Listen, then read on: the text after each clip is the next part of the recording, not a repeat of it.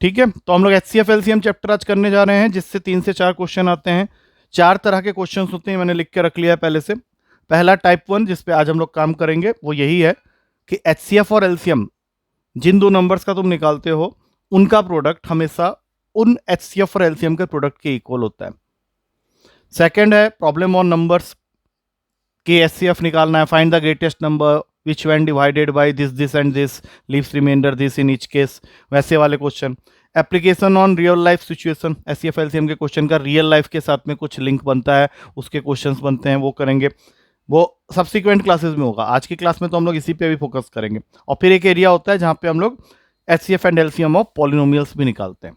Polynomial जब निकालने जाओगे HCF LCM तो फिर से सारे अलजेब्रिक आइडेंटिटीज जो हमने पढ़े थे, रिमाइंडर थ्योरम, फैक्टर थ्योरम, ये सारी चीज़ें फिर रिपीट होंगी।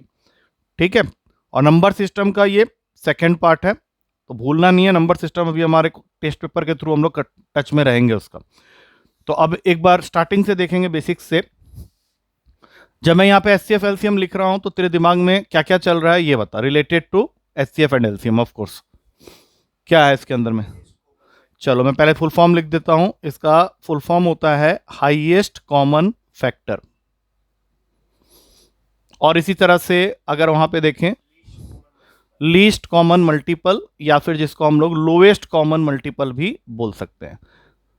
इसमें लेकिन एक चीज का ध्यान रखना, लीस्ट और लोवेस्ट तो चलो ठीक है, ये तो एक ही वर्ड है।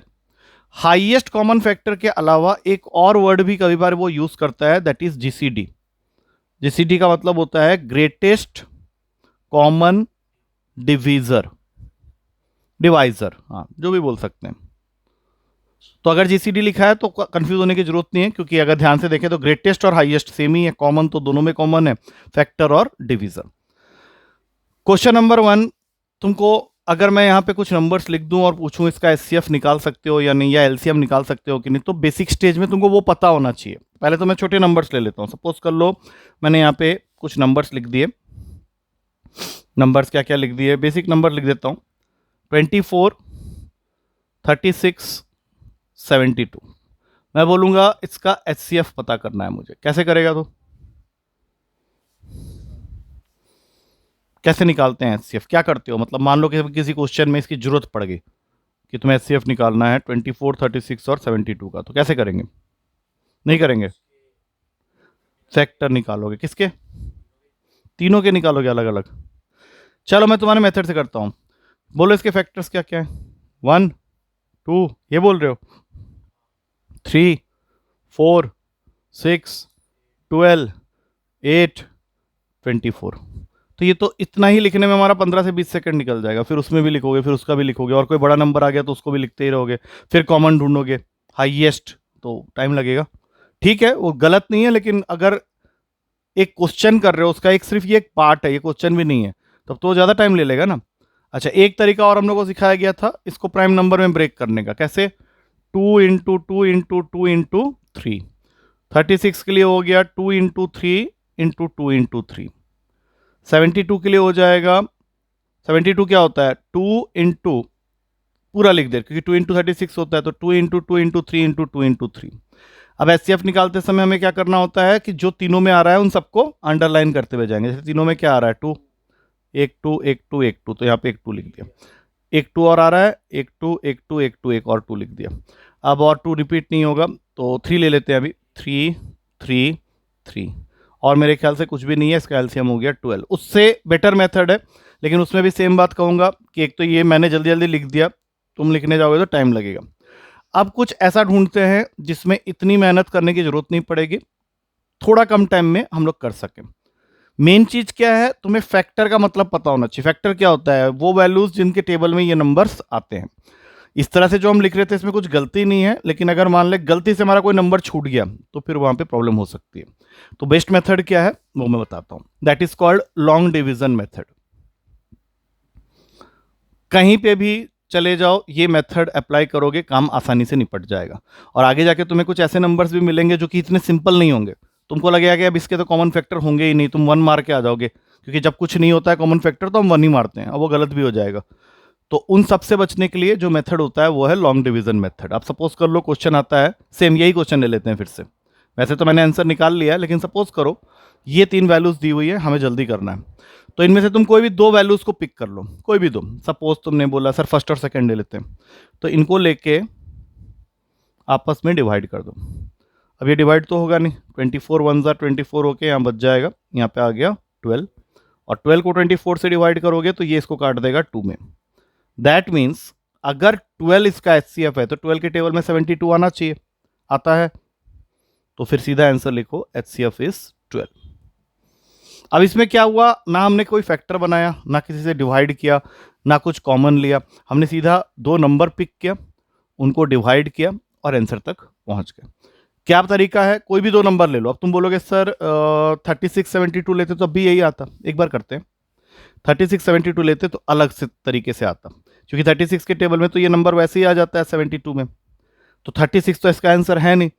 तब तुम क्या करते, अभी तुमने 36 को एज्यूम कर लिया है, लेकिन 36 के टेबल में 24 आता ही नहीं है, तो तुम करोगे क्या, 24 को फिर 36 से डिवाइड करोगे। ये गया, यहाँ पे 12 आया, फिर 12 को 24 से काटा, कट गया, तो 12 ही तुम्हारा आंसर वापस आ गया। आया, कुछ समझ में आया क्या बोल रहा हूँ? तो अब ये है कि ये तुम्हारे प्लेजेंट वैल्यूज थे तो तुमने इस तरह से निकाल लिया। अब मान लो कुछ गंदे वैल्यूज आ जाते हैं, जैसे मान लो ये आ गया 111 148 185, क्वेश्चन अभी भी वही है, फाइंड एचसीएफ। अब एकदम से तो पता चलेगा नहीं कि ऐसा कौन सा नंबर है जो तीनों को काटेगा। जैसे पिछले वाले में क्या था कि हम फिर भी कुछ गेस वर्क कर सकते थे कि अबे 2 से जा रहा है 3 से, यहाँ पे तो तीनों नंबर किससे जा भी नहीं रहे। अब जो मेथड मैंने बताया उससे ट्राई करो, क्या मेथड बताया था उससे ट्राई करो जरा एक बार।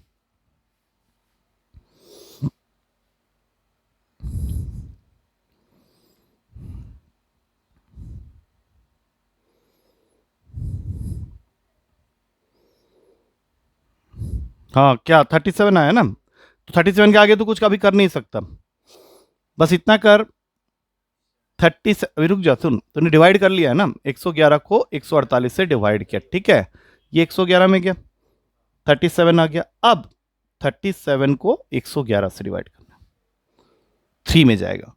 अब जैसे ही ये 3 में गया तो तुझे एक आइडिया लग गया कि 37 इसका एचसीएफ हो सकता है अगर 37 के टेबल में 185 आता हो तो। 37 के टेबल में 185 आता है, ये कैसे चेक करोगे, 37 का टेबल चला लो, हाँ 5 में ही देखोगे सबसे पहले, अगर आ गया बहुत अच्छी बात है, आ गया तो आंसर आ गया तेरा, एचसीएफ इज 37, और कुछ करने की जरूरत ही नहीं है। अब बताओ ये मेथड समझ में आ गया है, क्योंकि ये एचसीएफ निकालने का तरीका है जिसमें तुम्हारा काम जल्दी हो जाएगा। अब आते हैं एलसीएम की बात करते हैं। एलसीएम के लिए मैं नंबर थोड़े चेंज कर रहा हूँ और तरीका भी बताऊंगा। पहले तो एक क्वेश्चन करके दिखाओ, तुम्हारे पास में नंबर्स हैं 24 48 और 72। क्वेश्चन कह रहा है कि इनका एलसीएम चाहिए, कैसे निकालते हो। एलसीएम का मतलब होता है लीस्ट कॉमन मल्टीपल। अच्छा एक बात बताओ, 12 के फैक्टर्स लिखना है और 12 के मल्टीपल्स लिखना है, तो कौन सा वाला फाइनाइट है, कौन सा वाला इनफाइनाइट है, ये बताओ। इसमें से एक सेट ऐसा होगा जो फाइनाइट होगा, हाँ, फैक्टर्स फाइनाइट। मल्टीपल किसको बोलते हैं,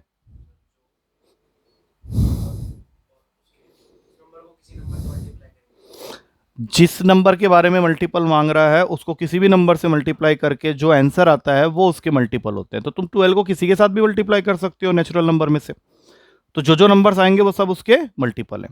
लेकिन फैक्टर्स वो वैल्यूज होते हैं जो 12 को डिवाइड कर सके। तो फैक्टर्स हम काउंट करेंगे 1 2 3 4 6 12, खत्म।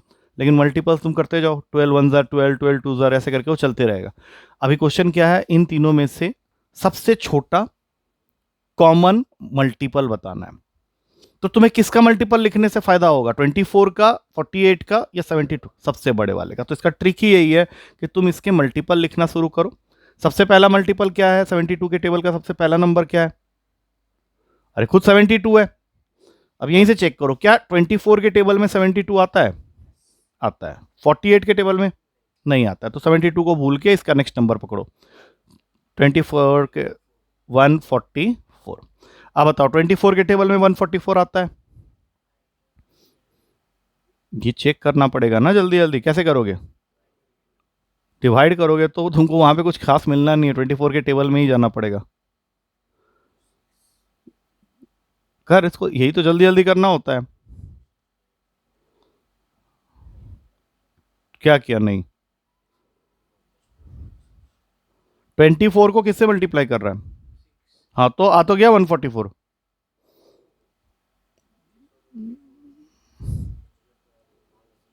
और 48 के टेबल में 144 आता है कब? 3 पे। तो इसका मतलब है तेरा आंसर क्या हुआ? 144। 10 होने दे। 10 तो मैंने नहीं देखा आज तक, 4 तक जा सकता है ज्यादा। बहुत बुरा हुआ तेरा किस्मत तो 5। तब भी तुझे प्रोसीडियर यही रखना है कि जो सबसे बड़ा नंबर है उसका मल्टीपल लिखना स्टार्ट कर। बाकियों के टेबल में अगर वो नंबर आ गया सबसे छोटा वाला तो वो आंसर है। और मान ले तुझे ये मेथड अच्छा नहीं लग रहा है तो फिर अपने पुराने मेथड से कर। That is called prime factorisation method. उसमें हम लोग को इसको प्राइम नंबर से डिवाइड करते हुए जाना है। 2 से स्टार्ट किया पहले, 12, 24, 36। बुरा नहीं है ये मेथड। अब 2 6 से गया, 12, 18, फिर 2, 3, 6, 9। अब ये 2 से नहीं जा सकता, 3 से काटो तो 1, 2, 3। 1, 2, 3 का कोई कॉमन फैक्टर तो रहेगा नहीं। आप सबको मल्टीप्लाई कर दो।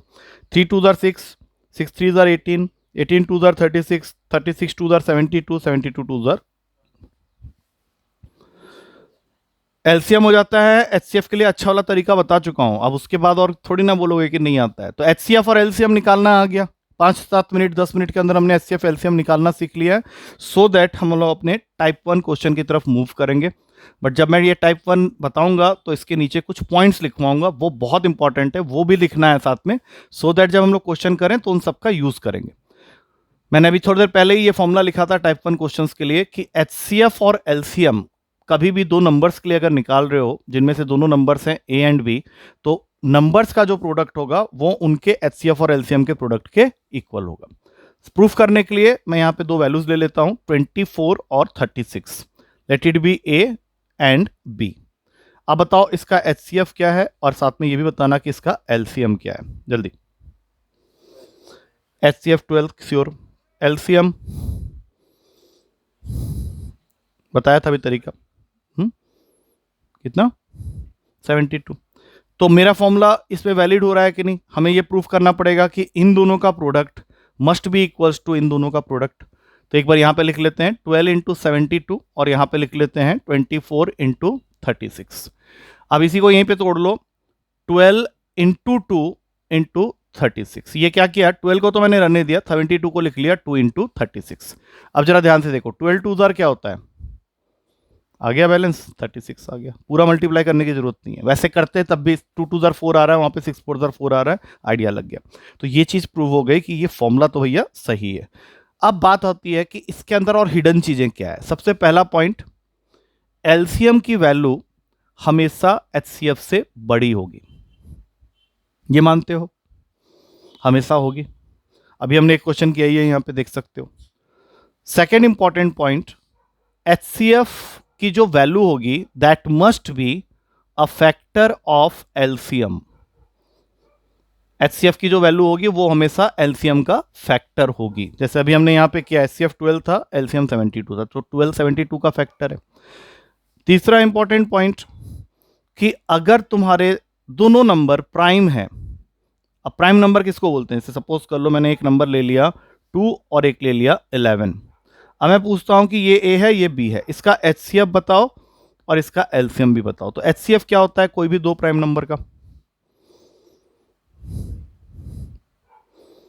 1। और एलसीएम अगर निकालना पड़ जाए तो नंबर इटसेल्फ, मतलब 2 या 11, दो प्राइम नंबर का कैसे? लीस्ट कॉमन मल्टीपल में तो पहली बात हम छोटे नंबर को पकड़ ही नहीं सकते, हमें तो बड़े नंबर के साथ जाना पड़ेगा। वही तो पूछ रहा हूं मैं। चलो कोई बात नहीं, नहीं पता बोल दो, छोड़ो कि सर नहीं समझ में आ रहा। एलसीएम अगर कोई भी दो प्राइम नंबर का ले रहे हो तो that is always equals to product of those two prime numbers, लेकिन ये सिर्फ प्राइम नंबर के केस में होता है।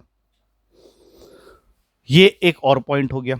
तो 3 पॉइंट मैंने बताया। अब चौथा पॉइंट जो है वो क्वेश्चन के अंदर हमें यूज करने का मौका मिलेगा कि कभी किसी क्वेश्चन में तुम्हें एचसीएफ पहले से पता है तो तुम नंबर्स को ए और बी लेट ना करके एचसीएफ इंटू ए, एचसीएफ इंटू बी लेट कर सकते हो। अब ये बात शायद समझ में नहीं आई होगी। सपोज कर लो कोई क्वेश्चन में नंबर्स थोड़े बड़े हैं और तुमको बोला गया है कि दो नंबर्स लेट करने हैं जिनका एचसीएफ है 5, तो तुम instead of taking the numbers as A and B, you can take them as 5a and 5b।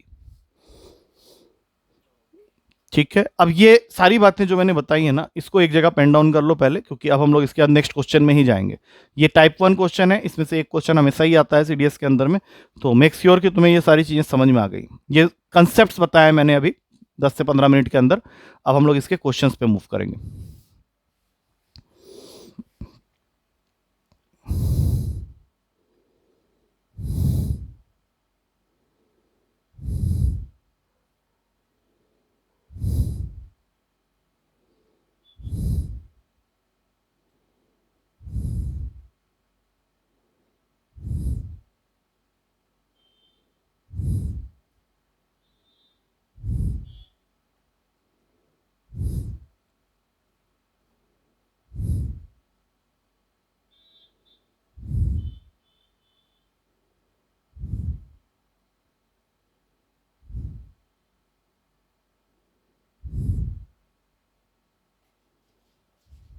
हो गया?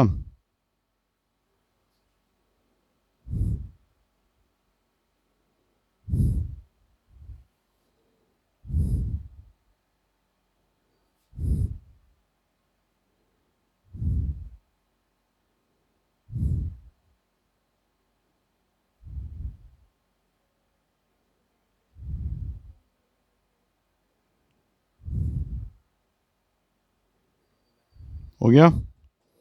Ready for questions? एक बार देख ले, कोई डाउट आ रहा है दिमाग में तो पूछ ले, और क्वेश्चन नहीं कर पाया तो, क्योंकि देख इससे बाहर कुछ है नहीं। मैंने आज वहाँ पे भी यही सब करवाया था। क्वेश्चन में गए थे तो बच्चे बस ओके ओके, बहुत ज़्यादा एक प्रॉमिसिंग नहीं था कि सारे आंसर्स दे रहे थे। तो तेरे से मैं पूछ ले रहा हूँ, अगर कोई भी छोटा मोटा कुछ भी, अभी देख ये जरूरी नहीं कि इसी से डाउट हो, एचसीएफ एलसीएम से रिलेटेड कोई भी बात अगर अभी तक समझ में नहीं आई तो पूछ सकता है तो, बट इसके बाद फिर आंसर झाड़र झाड़र देते जाना। तो आज नींद में है, नींद में मत रह यार, मज़ा नहीं आता ना, सामने वाले को बड़ी प्रॉब्लम हो जाती है क्योंकि वो फुल जोश में है, तू नींद में है, तो उसमें बात नहीं बनेगी। हाँ तो बोल दे ना वो बात, मुझे नहीं आज तेरा फॉर्म बढ़िया नहीं लग रहा तो मैं क्या करूँ बता। चल ठीक है, तो अब धीरे धीरे स्टार्ट कर। कुछ नहीं, मैं 10 कराता 5 कराऊंगा क्वेश्चन, क्योंकि मैं नहीं चाहता कि तू बढ़िया बढ़िया क्वेश्चन को ऐसे मूड में करे, तो मज़ा नहीं आएगा, मैं पहले ही बता दे रहा हूँ। चल, क्या गर्लफ्रेंड याद आ रही है? चल लिख क्वेश्चन लिख। हाँ लिख, पहला क्वेश्चन आ रहा है। अब यही तो तेरे साथ में प्रॉब्लम है, तो तू बोल कि साला आ भी रही है तो सर कोई फर्क नहीं पड़ता, मैं अपना पढ़ाई करूंगा बढ़िया से, साला घंटा क्या फालतू वाली बातें हैं। हाँ तो फिर तू ऐसे रिएक्ट करता।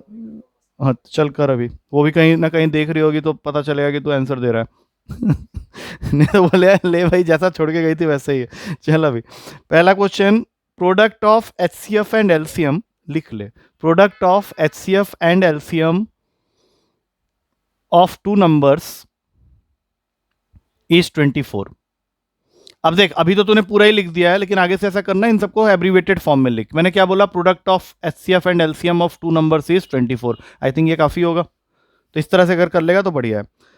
नेक्स्ट उसके बाद इसी क्वेश्चन में दिया हुआ है, difference of those two numbers, difference of those two numbers is 2, difference of those two numbers is 2। Question क्या है, फाइंड द नंबर्स, ये दो नंबर्स क्या हैं ये बताना है। ऑप्शन में तुमको इस तरह के आंसर्स मिलेंगे, जैसे मान लो, ऑप्शन वैसे देना नहीं चाहिए लेकिन चल कोई बात नहीं, ऐसे ऑप्शंस मिलेंगे, सारे ही ऑप्शंस में उसने डिफरेंस 2 का ही रखा है, तो उससे कुछ पता नहीं चलेगा। अब अपने आप को थोड़ा सा सोच समझ के इसका आंसर दे।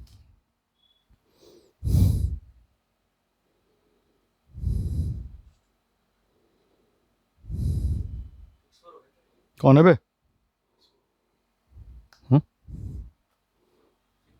6 4 कैसे बता, क्या किया तूने, मतलब किया या ऐसे ही खाली मल्टीप्लाई मार दिया से? अच्छा ये खेल खेला है तूने? ना ना ना ना ना, फिर तो मैं जानबूझ के कुछ घुमा के दूंगा। नहीं मतलब this is not a sure shot way कि तूने सीधा देखा कि बाकी कोई ऑप्शन का वो प्रोडक्ट, एक्चुअली एचसीएफ और एलसीएम का प्रोडक्ट 24 बोला है, पहले तो ये चीज़ क्लियर कर लेना, 6 4 लेने पे बात नहीं बनेगी। तूने उसको एचसीएफ एलसीएम लेके कर लिया है, इसको वैसे सोच लेना। अच्छा एक बात बता, मैंने जो फॉर्मूला बताया था उसको एक बार लिखें, H C F into LCM is equals to A into B, ये होता है फॉर्मूला अपने पास। तो H C F into LCM की जगह लिख ले 24, ए इंटू बी को रहने दे, मरने दे उसको।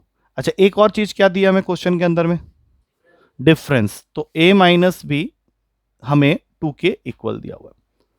अब इनको छोड़ दे, तो भूल जा, मुझे गलती हो गई ये दिख के।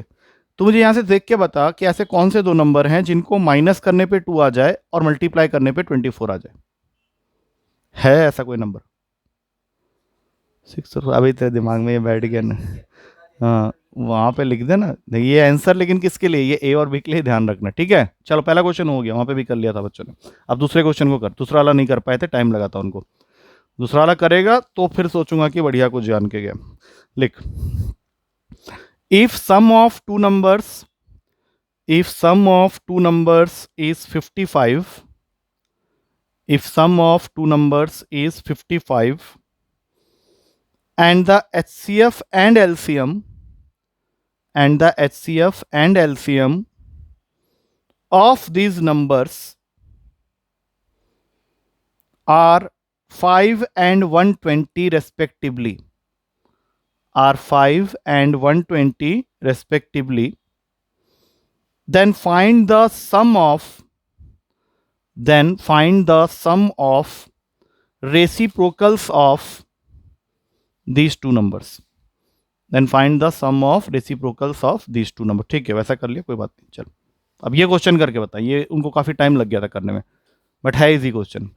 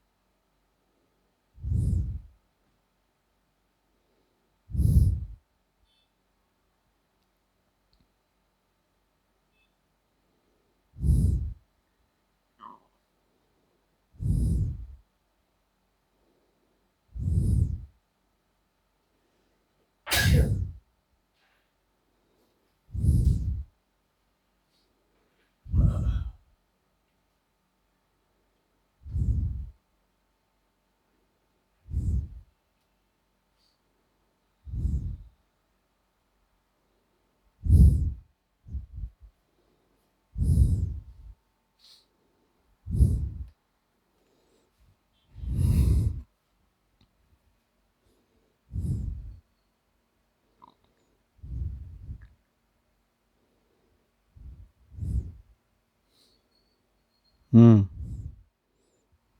रो रहा है।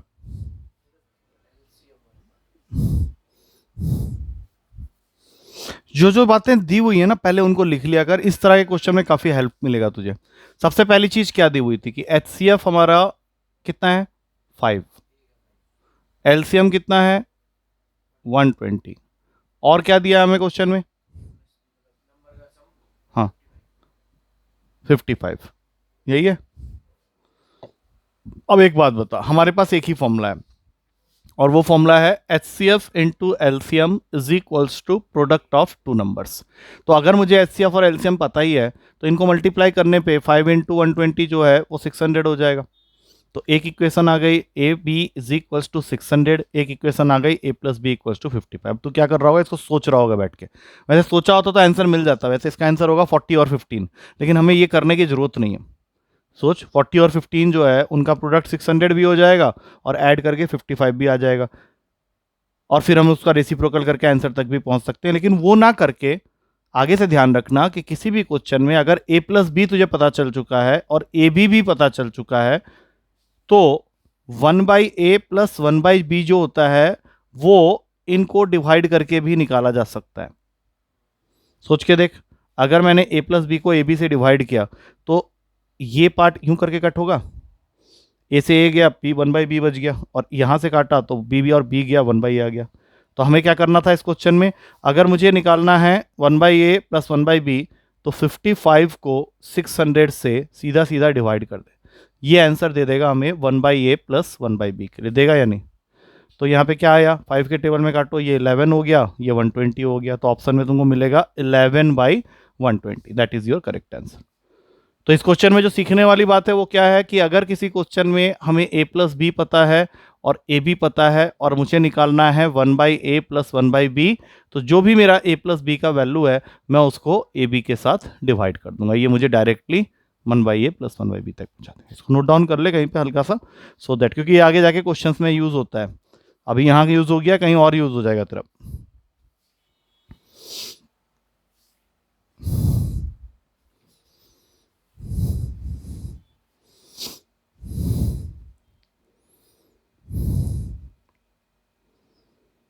डन, चल अभी नेक्स्ट क्वेश्चन करना, लिखो।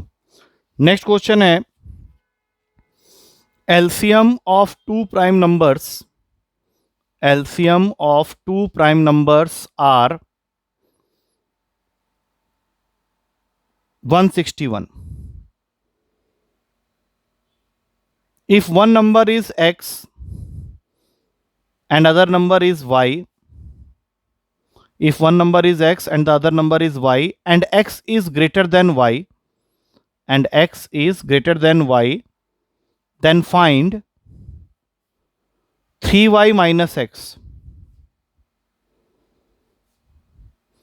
बहुत प्यारा क्वेश्चन है, करो।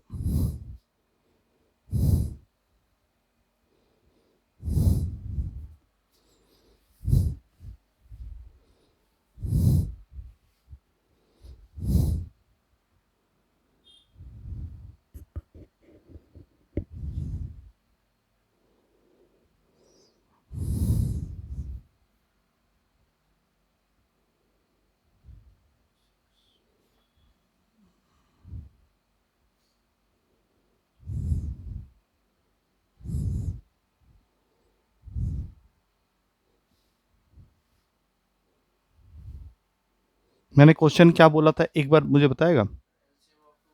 बस बस, ठीक है ठीक है ठीक है, हाँ ठीक है ठीक है ठीक है।